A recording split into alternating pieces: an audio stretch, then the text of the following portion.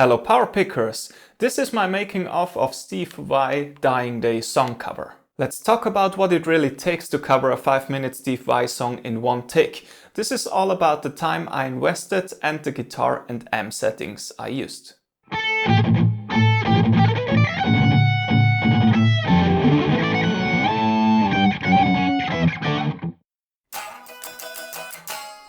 Before we start, I want to say that I played hundreds of times through that song and I still love it. Dyin Day is a very hard song, not because of the speedy licks, no.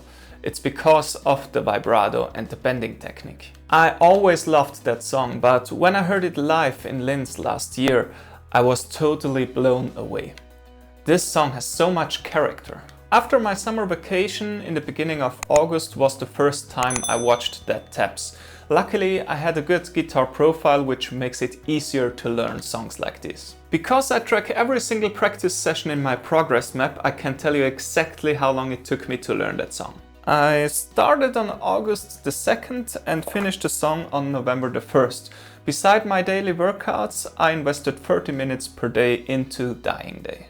Overall, it took me 43 hours over 3 months to get nailed all the licks in 100% of speed, which is surprisingly not as long as I thought. During November and December 2022, I played through the song twice in my morning routine in standing position just to get ready for the recording. The recording was a really hard process because there were so many issues. First, I had to update my Kemper amp and create a sound which fits to the recording software Reaper.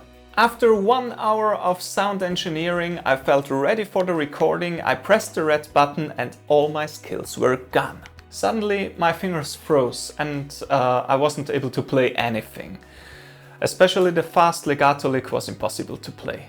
After some exercises I realized that my j.custom guitar wears very old strings and I got stuck everywhere on the fretboard. Because I already built up my recording setup, I didn't change the strings. I just cleaned them up with that stamp here to make the strings more slippy. After that, the riffs felt easier to play again and I was ready for the recording. But as the universe would have it, I pressed the red button on the camera and the battery died. I charged it overnight and the next day I recorded the song in 3 takes. I know that my cover is not 100% perfect because of some slightly missed bendings, but I'm fine with it. To be honest, I don't need to share a 100% perfect recorded song on YouTube like everyone does.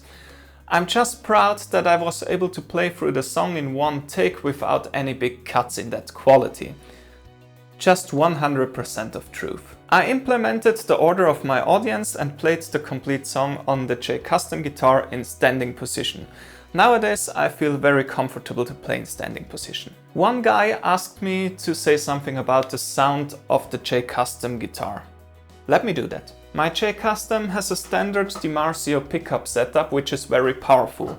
It's made for modern shredding and it has less character than a tube amp with single coils would have. To be honest, I play a lot of stuff on the bridge pickup which is not very unique in sound. Since Steve Vai had a lot of influence on the RG models, it has more character in the neck and in middle positions. Like on the Jam models, you have less gain in the middle positions, which makes these guitars unique. Especially the 2nd and the 4th position have a lot of character. But personally I think that the wood of Ibanez guitars has more impact to sustain and playability than on the sound. Alright, I hope you liked my behind the scenes video and my truth about the song cover. And if you haven't watched my Dyin Day cover yet, use the link on the end screen. Thank you for watching, hit the red button and the bell and stay tuned for more guitar covers soon.